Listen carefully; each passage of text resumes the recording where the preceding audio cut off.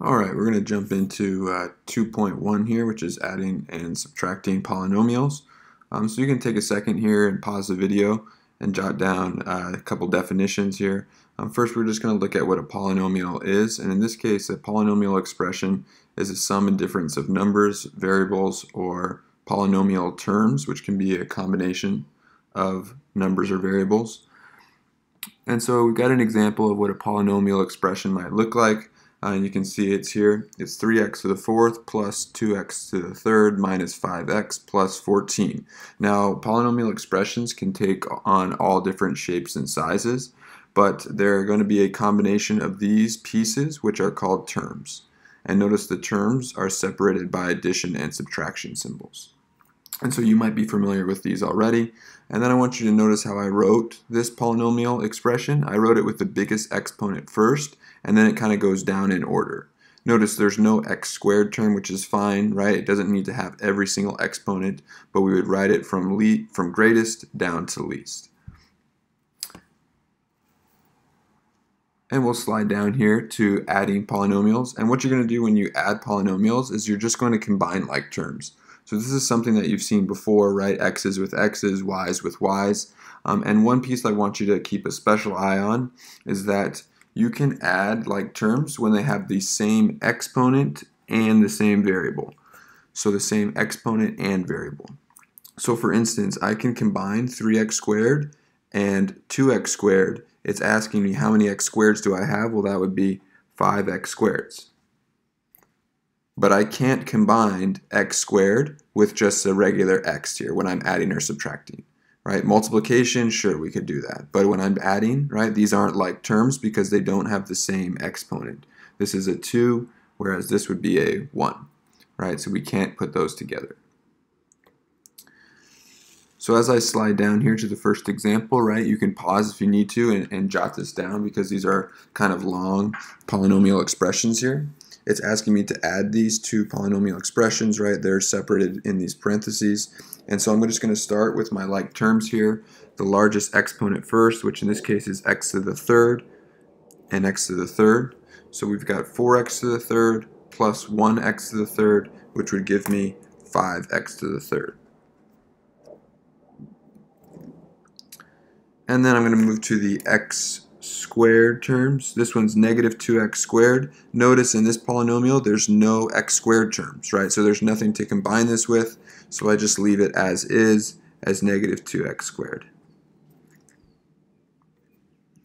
And then we can keep going. We've got these that are just single x's. That's 5x plus a negative 4x is just going to leave me positive 1x. And then lastly, we've got the numbers here, the constants in the back, 10 plus 13, which is going to just give me 23.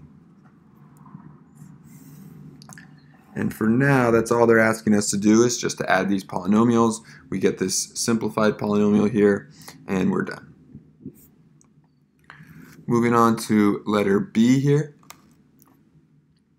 You can take a second again to pause it, jot it down if you need to. Again, I'm going to start with the largest exponents here. I'm going to combine the 7x to the fifth with 3x to the fifth, which is going to give me 10x to the fifths. And then we'll go to the x squareds here. So we've got 3x squared. Notice in between here, there's been this plus sign, right? Plus 2x squared gives me 5x squareds. Now we'll go down to the x's here. We've got negative 2x plus negative x, right? So negative 2x and then minus another x is negative 3x. And then we've got the constants, which are the numbers here. Negative 4 plus positive 5 is going to leave me a positive 1.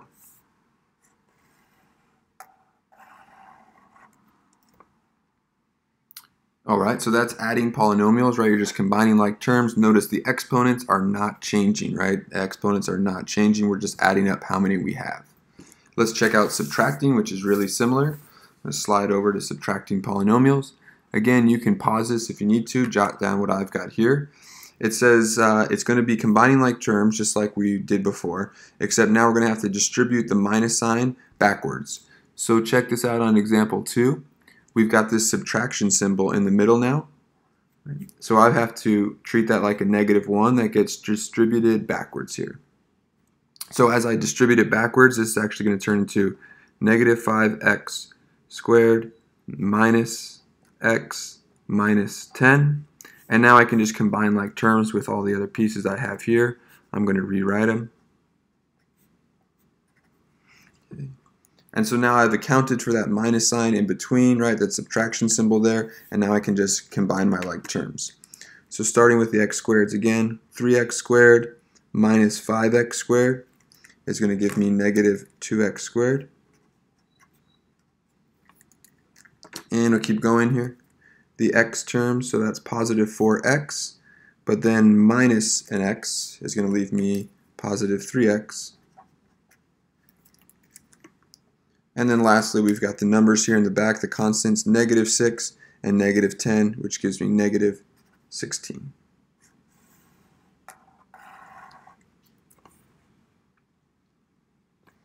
Try one more time on letter B.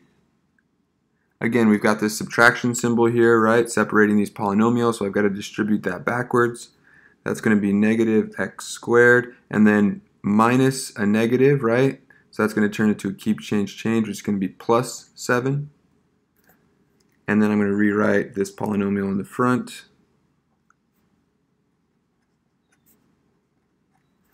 And now we're ready to start combining like terms. So we'll start with the largest exponent, which is x to the third there. So we've got 5x to the third. There's no other x to the thirds here, so I'm just going to leave that as it is. Then I'm going to look across. Notice I have an x squared term, right? This -x squared, but there's no other x squared terms. So that has to just be placed by itself, -x squared. And now I've got the x terms. That's positive 2x, no other lone x term, so that just goes in as positive 2x. And then lastly, I've got these numbers here, -4 plus 7 turns into positive 3.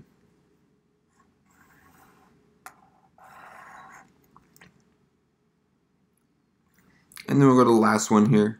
Same idea. Notice we've switched back to addition here, so I don't have to worry about distributing a negative. But we've got some different variables. Okay. So this time it's just as you've always done. We're going to do x's with x's. So in this case, 3x plus -5x is -2x. And now the y's, 5y plus positive 2y is 7y. And now the r's, -r plus -3r, so those are both negative, right? So that's going to be -4r.